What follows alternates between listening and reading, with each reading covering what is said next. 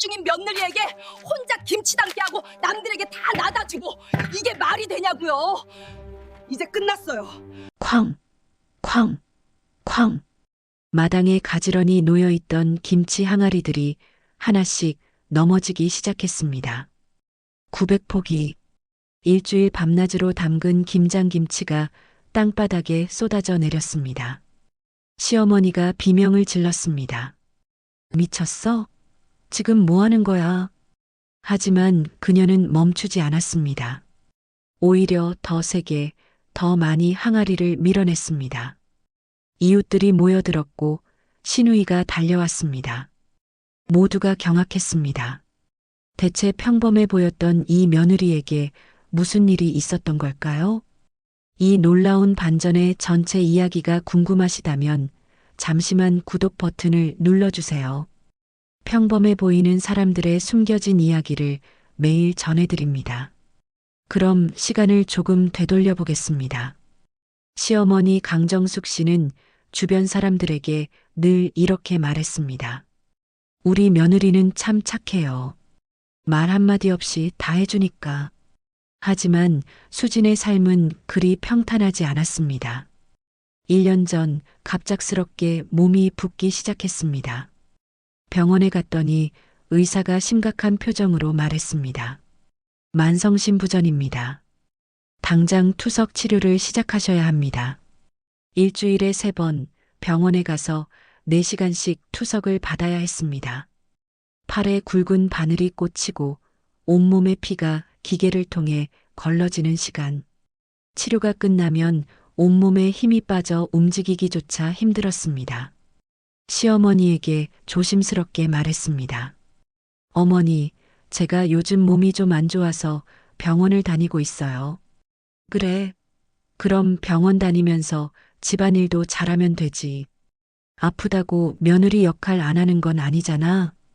시어머니는 대수롭지 않게 넘겼습니다.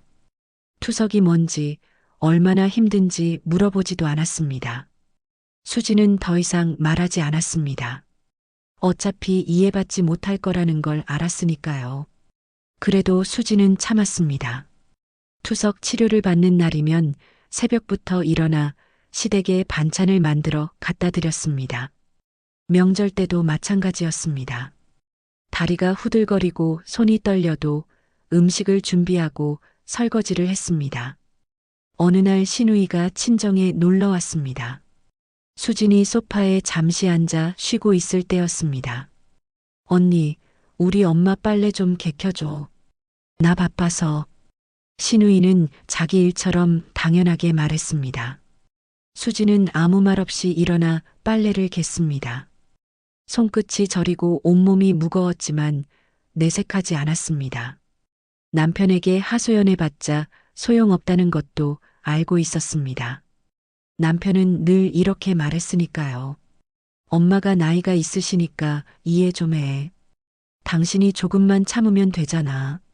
수지는 점점 지쳐갔습니다. 투석 치료로 몸은 망가져가는데 주변에서는 아무도 알아주지 않았습니다.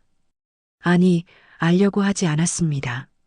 그저 며느리니까 당연히 해야 할 일이라고만 생각했습니다. 그렇게 수지는 조용히, 묵묵히 자신의 고통을 삼키며 살아갔습니다. 언젠가는 이해받을 수 있을 거라는 희망을 품은 채로. 하지만 그 희망은 곧 산산조각 나게 됩니다. 그해 가을이 깊어질 무렵이었습니다. 시어머니에게서 전화가 왔습니다. 수진아, 이번 주말에 우리 집으로 와. 네, 어머니. 무슨 일이세요? 김장 담그려고. 당연히 내가 해야지. 수지는 가슴이 철렁했습니다. 김장은 보통 일이 아니었습니다. 하루 이틀이면 끝나는 것도 아니고 체력이 엄청나게 소모되는 일이었습니다. 게다가 지금 수진의 몸 상태는 최악이었습니다. 며칠 전 투석 치료 후 합병증이 생겨 응급실에 실려갔었습니다. 의사는 말했습니다. 무리하시면 안 됩니다. 절대적인 안정이 필요해요. 하지만 시어머니는 그런 사정을 알 리 없었습니다. 아니, 알려고 하지 않았습니다. 주말이 되어 시댁에 갔습니다. 현관문을 열자마자 시어머니가 말했습니다. 늦었네. 빨리 옷 갈아입고 와. 할 일 많아. 어머니, 그런데 김장 몇 포기 하실 건가요? 900포기. 수지는 귀를 의심했습니다. 900포기라니. 보통 가정에서는 100포기, 많아야 200포기를 담그는데 900포기라니 말이 되지 않았습니다. 어머니, 900포기요? 그건 너무. 왜? 못하겠어? 며느리가 시어머니 김장도 못 도와주면 어떡해. 요즘 며느리들은 맨날 핑계만 대더라. 시어머니의 목소리에는 비난이 가득했습니다. 수지는 입을 다물었습니다. 뭐라고 해봤자 소용없다는 걸 알았으니까요. 친척들한테 나눠줘야 하고, 교회 사람들한테도 줘야 하고, 다 내가 담그면 돼. 어머니, 저는 지금 몸이 많이 안 좋아서. 또 그 핑계야? 맨날 아프다 아프다 하면서 뭐 하나 시원하게 하는 게 없어. 다른 집 며느리들은 직장 다니면서도 다 하던데. 수진의 가슴이 무너져 내렸습니다. 핑계라니.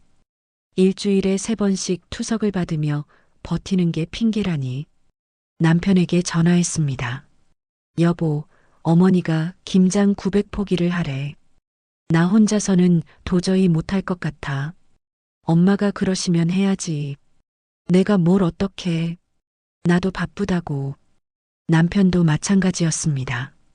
아내의 고통보다 어머니의 말씀이 더 중요했습니다. 신우이도 나타났습니다. 언니, 김장 우리 집 것도 좀 담가줘. 나는 애들 봐야 해서 바빠. 저도 지금 몸이 안 좋아서. 에이, 언니도. 맨날 아프다고만 하면 어떡해. 그럼 김장은 누가 해? 우리 엄마. 모두가 수진을 이용하려 했습니다.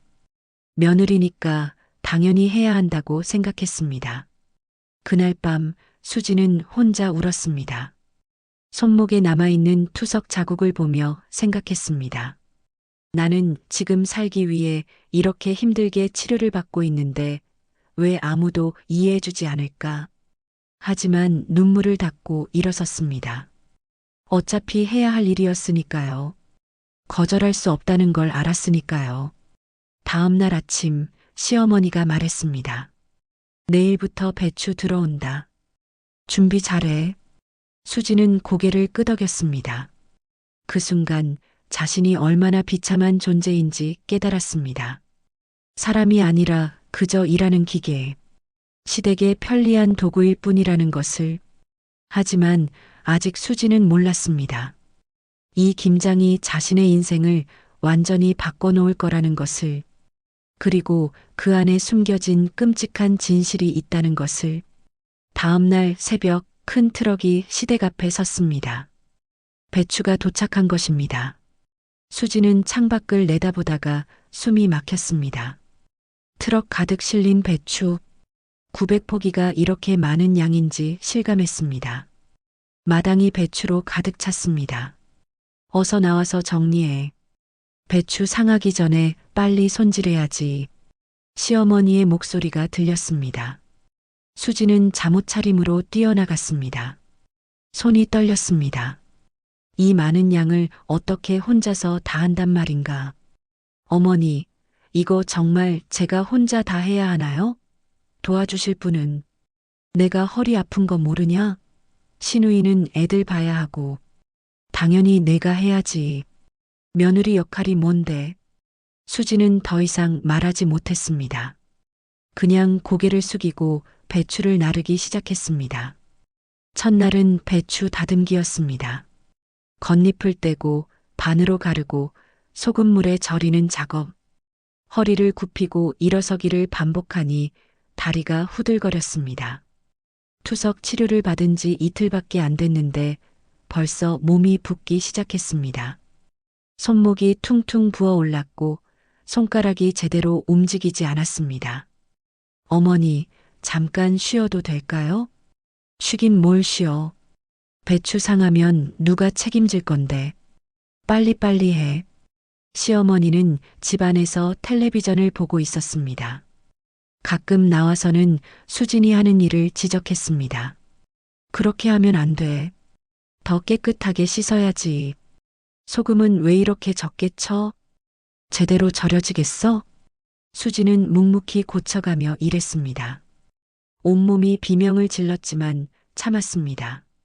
밤이 되어도 일은 끝나지 않았습니다. 새벽 2시가 넘어서야 겨우 배추 절이기를 마쳤습니다. 방으로 들어와 쓰러지듯 누웠습니다. 손이 너무 아파서 주먹을 쥘 수조차 없었습니다. 다음 날 아침 투석 치료를 받으러 가야 했습니다. 하지만 시어머니가 말했습니다. 오늘은 병원 가지 마. 배추 헹궈야 하잖아. 어머니, 투석은 꼭 받아야 해요. 안 받으면 정말 위험해요. 하루 이틀 안 받는다고 죽어. 괜히 호들갑 떨지 말고 일이나 해. 수지는 믿을 수 없었습니다. 투석을 건너뛰라니. 그게 얼마나 위험한 일인지 모르는 걸까? 아니면 알면서도 무시하는 걸까? 결국 병원에 전화해서 일정을 미뤘습니다. 의사는 걱정스러운 목소리로 말했습니다. 환자분, 투석은 절대 건너뛰시면 안 됩니다. 합병증이 올 수 있어요. 하지만 어쩔 수 없었습니다. 배추는 기다려주지 않았으니까요. 이틀째, 사흘째, 나흘째. 수지는 쉬지 않고 일했습니다. 배추를 헹구고 양념을 만들고 하나하나 버무렸습니다. 손은 양념 때문에 헐었고 허리는 제대로 펴지지 않았습니다. 몸이 점점 이상해졌습니다. 숨이 차고 가슴이 두근거렸습니다. 투석을 받지 못한 지 사흘째 몸속에 독소가 쌓이고 있다는 걸 느낄 수 있었습니다. 어머니, 정말 병원 가야 할 것 같아요. 조금만 참아. 다 끝나가잖아. 시어머니는 냉정했습니다. 며느리의 건강보다 김장이 더 중요했습니다. 그날 밤 수지는 화장실에서 피를 토했습니다. 몸이 한계에 다다른 것입니다. 거울을 보니 얼굴이 창백했고 입술은 파랗게 질려 있었습니다. 하지만 다음 날도 일어나서 김장을 했습니다. 900포기. 아직 절반도 못 끝냈습니다. 그 순간 수지는 깨달았습니다. 이건 단순한 김장이 아니라는 것을, 이건 자신을 시험하는 것, 아니 자신을 부수려는 것이라는 걸. 하지만 아직은 참았습니다. 조금만 더 버티면 끝날 거라고 믿었습니다. 그 믿음이 얼마나 순진한 것이었는지 수지는 곧 알게 됩니다. 대본 일주일째 되는 날 수진의 몸은 완전히 망가져 있었습니다. 새벽부터 저녁까지 쉬지 않고 김장을 담갔습니다. 손은 양념 때문에 갈라지고 피가 났습니다. 붕대를 감고 일했지만 금방 붉게 물들었습니다. 투석을 일주일이나 받지 못했습니다. 몸이 점점 붓기 시작했습니다. 얼굴이 퉁퉁 붓고 다리는 코끼리 다리처럼 부어 올랐습니다. 숨을 쉬는 것조차 힘들었습니다. 어머니, 저 정말 병원 가야 해요. 이러다 큰일 나요. 수지는 간신히 말했습니다. 하지만 시어머니는 비웃듯 말했습니다. 또 시작이네.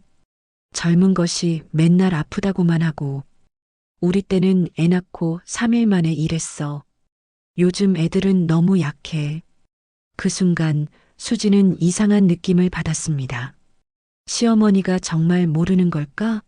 아니면, 어머니, 제가 투석 받는 거 아시잖아요. 그래서 투석 받으면 일 못해? 다른 사람들은 다 하던데. 시어머니의 눈빛이 이상했습니다.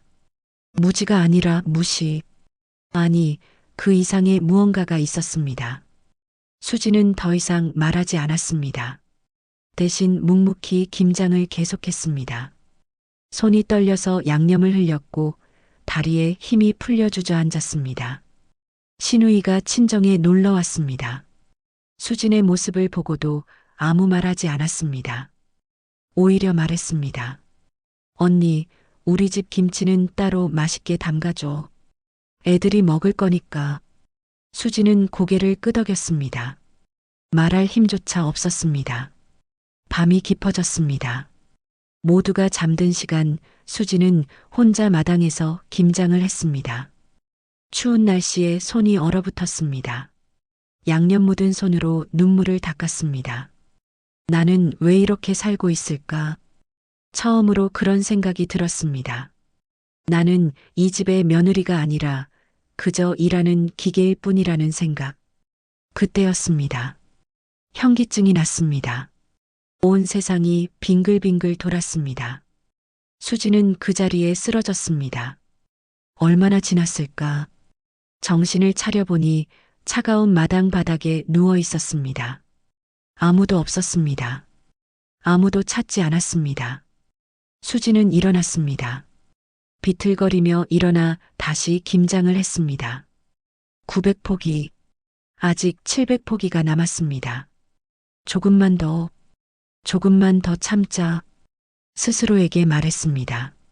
끝나면 모든 게 괜찮아질 거라고. 시어머니도 인정해 줄 거라고. 남편도 고마워할 거라고. 그렇게 믿었습니다. 다음 날 아침 겨우 투석 치료를 받으러 갔습니다. 의사는 수진의 검사 결과를 보고 깜짝 놀랐습니다. 환자분, 이거 정말 위험한 수치예요. 당장 입원하셔야 합니다. 선생님, 일주일만 더 버틸 수 있을까요? 끝내야 할 일이 있어서요. 무슨 일이 이렇게 중요해요? 지금 상태로는 정말 위험합니다. 하지만 수지는 고개를 저었습니다. 김장을 끝내야 했습니다. 그래야 시댁에서 인정받을 수 있을 것 같았습니다. 의사는 한숨을 쉬며 응급조치만 했습니다. 다음 주에 꼭 오세요. 약속하세요. 수지는 고개를 끄덕이고 다시 시댁으로 돌아갔습니다. 마당에는 여전히 배추가 쌓여 있었습니다. 항아리들이 하나둘 채워지고 있었습니다. 200포기, 300포기, 400포기. 수진의 손은 이미 감각이 없었습니다. 피와 양념이 뒤섞여 붉게 물들어 있었습니다. 하지만 멈출 수 없었습니다. 그날 밤 시어머니가 말했습니다. 거의 다 끝나가네. 그래도 내가 해내는구나. 처음으로 인정하는 말이었습니다. 수지는 그 한마디에 모든 게 보상받는 것 같았습니다. 하지만 수지는 몰랐습니다. 이 모든 것이 계획된 일이었다는 것을, 그리고 더 큰 배신이 기다리고 있다는 것을. 대본 드디어 그날이 왔습니다. 20일째 되는 날 마지막 배추를 항아리에 담았습니다. 900포기. 마당 가득 늘어선 김치 항아리들을 보며 수지는 숨이 멎는 것 같았습니다. 해냈습니다. 불가능해 보였던 일을 해낸 것입니다. 온몸이 비명을 질렀습니다. 손은 제대로 펴지지 않았고 허리는 제대로 서 있기 힘들 정도로 아팠습니다. 얼굴은 창백했고 입술은 파랗게 질려 있었습니다. 하지만 해냈습니다. 시어머니가 나왔습니다. 마당에 늘어선 항아리들을 둘러보더니 고개를 끄덕였습니다. 그래, 이 정도면 됐네. 고생했어. 그 한마디. 수지는 그 말을 들으려고 3주 동안 죽을 고생을 한 것입니다. 눈물이 났습니다. 인정받았다는 생각에 가슴이 뜨거워졌습니다. 이제 나눠줘야지. 큰 집, 작은 집, 교회분들. 시어머니가 목록을 읊기 시작했습니다. 수지는 멍하니 들었습니다. 그리고 신우인의 집은 100포기, 옆집 친구분은 50포기. 점점 이상했습니다. 계산을 해보니 거의 800포기가 나눠줄 분량이었습니다. 어머니, 그럼 우리 집은요? 우리 집? 우리는 100포기면 충분하지. 나머지는 다 나눠줘야지. 수지는 얼어붙었습니다. 900포기 중 800포기를 나눠준다고? 그럼 이 고생은 뭐였을까? 어머니, 제가 3주 동안 이렇게 힘들게 담근 건데 너무 많이 나눠주시는 거 아닌가요? 뭐가 많아? 며느리가 시어머니 김치 담가주는 게 당연한 거지. 그걸 가지고 뭐라고 그래? 시어머니의 목소리가 차가웠습니다. 조금 전까지 고생했다던 말은 온데간데 없었습니다. 참, 내일 큰 집에서 가져갈 거니까 준비해둬. 직접 가져다 줘야지. 제가요? 어머니, 저 내일 입원해야 해요. 의사 선생님이. 입원은 무슨 입원? 하루 이틀 미루면 어때? 김치가 더 급해. 그 순간 수진의 머릿속에서 무언가가 끊어지는 소리가 들렸습니다. 3주. 죽을 고생을 하며 담근 김치. 손은 피투성이가 되고 몸은 부어 터지고 생명이 위험할 정도로 무리했는데 결국 남는 건 100포기뿐이라고? 어머니, 저는 정말 많이 힘들었어요. 투석도 못 받고 밤새 일했잖아요. 그래서 며느리 역할 한 거 가지고 칭찬받으려고 그래. 다른 집 며느리들은 아무 말 없이 다 하던데. 시어머니는 대수롭지 않게 말했습니다. 수진의 고통 따위는 안중에도 없었습니다. 그날 밤 수진은 마당에 홀로 앉아 있었습니다. 항아리들을 하나하나 바라봤습니다. 저 안에 자신의 피와 땀과 눈물이 들어 있었습니다. 삶이 들어 있었습니다. 그런데 그게 무슨 의미가 있을까요? 결국 남의 손으로 넘어가는데 자신의 고통은 아무것도 아닌 것처럼 취급당하는데 문득 깨달았습니다. 자신은 이 집의 며느리가 아니었습니다. 가족도 아니었습니다. 그저 편리하게 쓰고 버리는 도구였습니다. 아무리 헌신해도 아무리 희생해도 인정받지 못하는 존재였습니다. 분노가 치밀어 올랐습니다. 서러움이 북받쳤습니다. 그리고 무언가가 폭발했습니다. 수지는 천천히 일어났습니다. 첫 번째 항아리로 다가갔습니다. 손을 얹었습니다. 3주간의 고통이 손끝에서 느껴졌습니다. 그리고 밀었습니다. 쾅! 항아리가 넘어지며 김치가 쏟아져 나왔습니다. 붉은 양념이 땅바닥에 퍼졌습니다. 수지는 멈추지 않았습니다. 두 번째, 세 번째, 네 번째. 하나씩 하나씩 항아리를 밀어냈습니다. 쾅! 쾅! 쾅! 마당이 김치로 뒤덮였습니다. 900포기의 김치가 땅바닥에 쏟아졌습니다. 그 순간 집안에서 비명소리가 들렸습니다. 뭐야? 지금 뭐 하는 거야? 시어머니가 뛰어나왔습니다. 수지는 돌아보지 않았습니다. 계속해서 항아리를 밀어냈습니다. 미쳤어? 당장 그만둬. 하지만 수지는 멈추지 않았습니다. 오히려 더 세게, 더 빠르게 항아리를 엎었습니다. 이웃들이 모여들기 시작했습니다. 시누이가 달려왔습니다. 남편이 전화를 받고 황급히 돌아왔습니다. 모두가 경악한 표정으로 수진을 바라봤습니다. 하지만 수진은 신경 쓰지 않았습니다. 마지막 항아리까지 단 하나도 남김없이 모두 엎어버렸습니다. 마당은 김치천지가 되었습니다. 900포기의 김장김치가 쓸모없는 쓰레기가 되어버렸습니다. 수지는 그 한가운데 서서 시어머니를 똑바로 바라봤습니다. 그리고 말했습니다. 이제 끝났어요. 시어머니의 얼굴이 새하얗게 질렸습니다. 너 지금 제정신이야? 3주 동안 담근 김치를 왜 엎어? 미쳤어? 시어머니가 소리쳤습니다. 하지만 수지는 차분했습니다. 너무나 차분했습니다. 제정신이에요. 태어나서 처음으로 제정신인 것 같네요. 뭐라고? 당장 이것 치워. 다시 담아. 싫어요. 수진의 목소리는 단호했습니다. 시어머니는 믿을 수 없다는 표정으로 며느리를 바라봤습니다. 지금껏 고분고분하던 며느리가 아니었습니다. 남편이 달려와 수진의 팔을 잡았습니다. 당신 뭐 하는 거야? 정신 차려. 나는 정신 차렸어. 오히려 당신이 정신 차려야 하는 거 아니야? 수진은 남편의 손을 뿌리쳤습니다. 평생 처음으로 남편에게 저항했습니다. 신우이가 끼어들었습니다. 언니, 설마 화병 났어? 그래도 이건 너무하잖아. 우리 집 것도 있는데. 내 것? 내가 한 건 뭐가 있는데 내 것이야. 수진의 말에 신우이가 할 말을 잃었습니다. 이웃들이 수군거렸습니다. 저 며느리가 원래 좀 이상했나 봐. 김치를 왜 엎어? 저렇게 많이 담갔는데.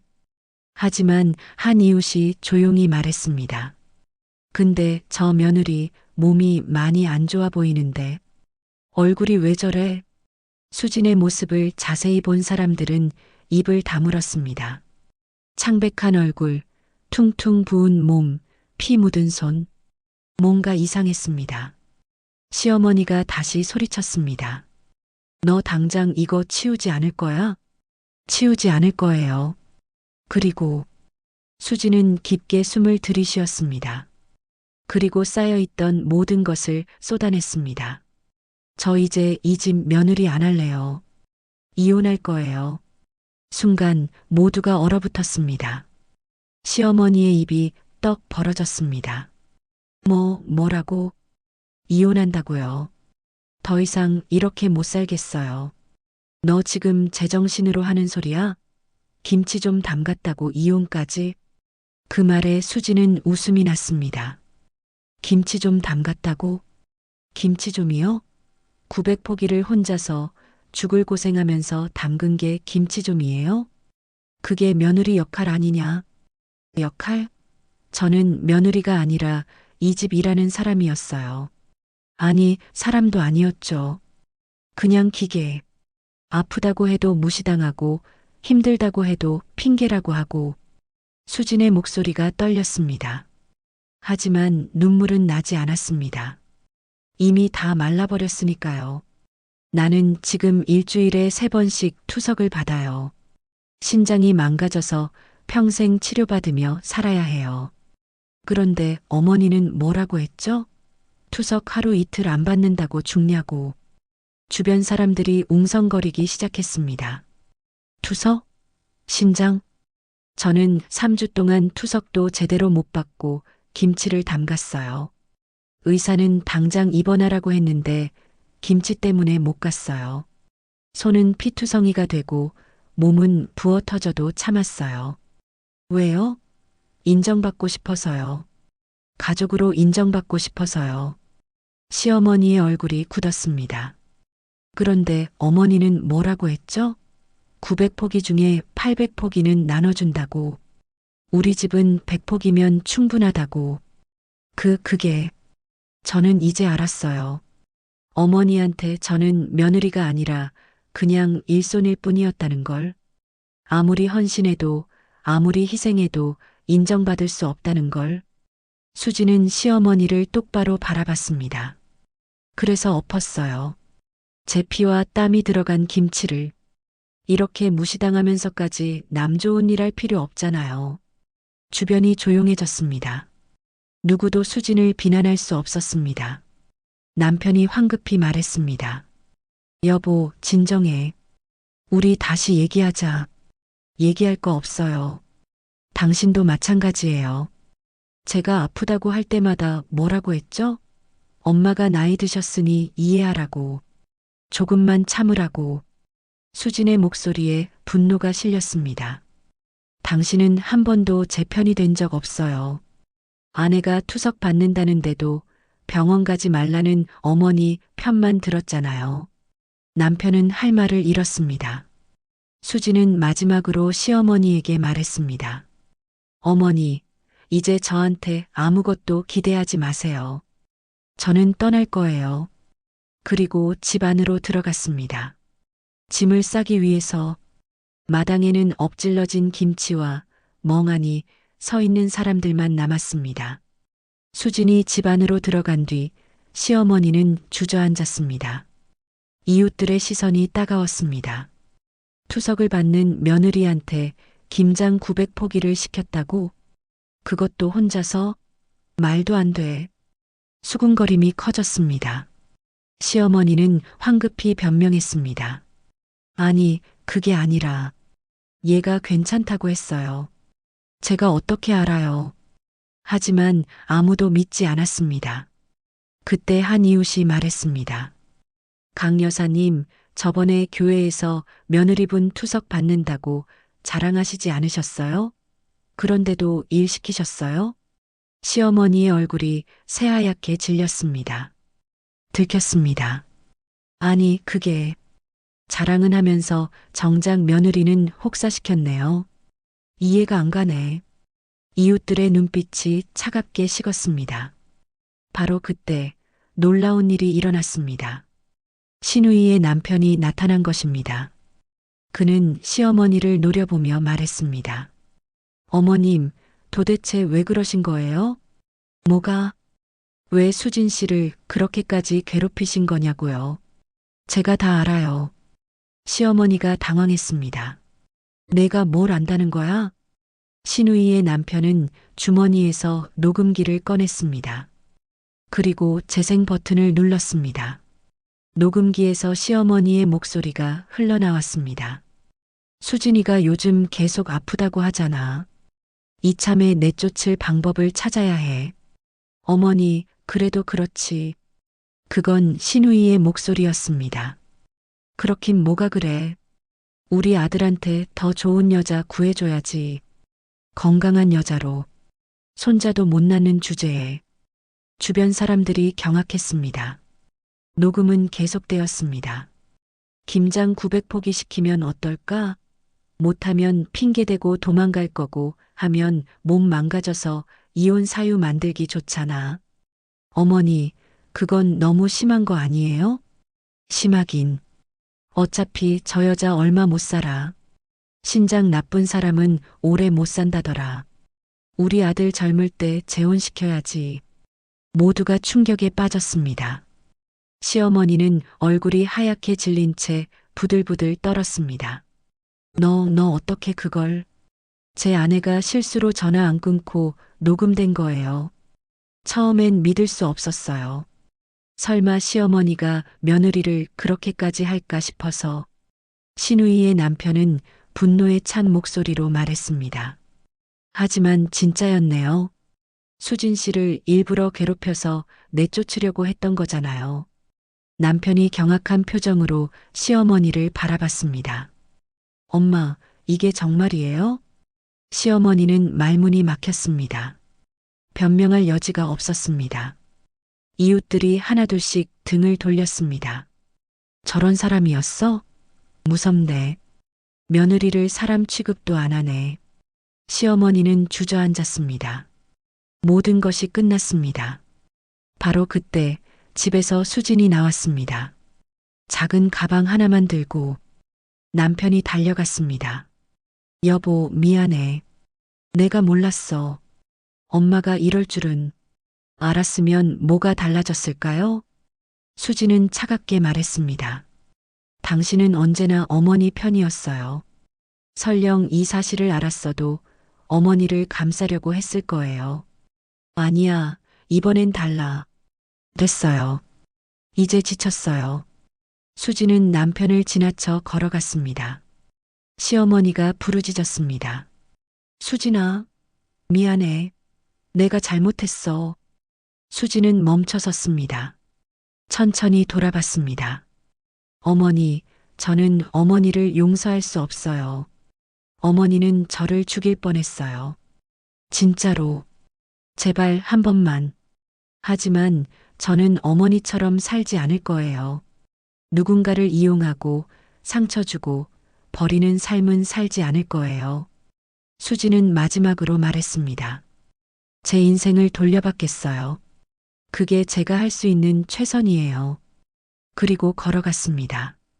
뒤돌아보지 않고 마당에는 여전히 엎질러진 김치가 있었습니다. 900포기의 김치, 수진의 고통과 눈물이 담긴 김치. 하지만 이제 수진은 자유였습니다.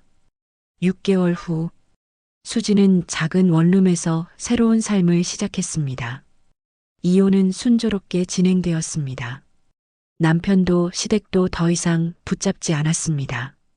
아니, 붙잡을 수 없었습니다. 녹음 파일과 증인들이 너무 많았으니까요.